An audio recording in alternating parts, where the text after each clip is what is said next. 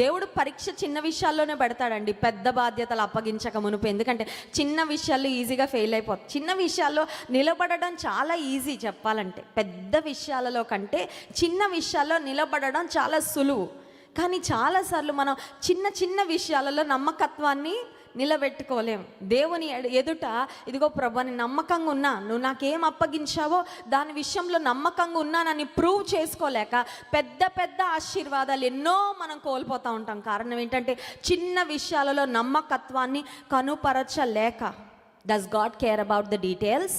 దేవుడికి చిన్న విషయాలు కూడా అవసరమా? పెద్ద దేవుడు కదా, గొప్ప దేవుడు కదా.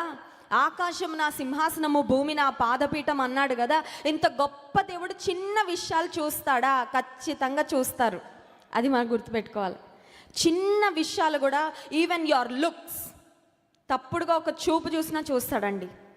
నీచంగా ఒకరిని ఇలా చూసినా, ఒక నవ్వు నువ్వు ఎట్లా నవ్వుతున్నావు కూడా చూస్తాడు.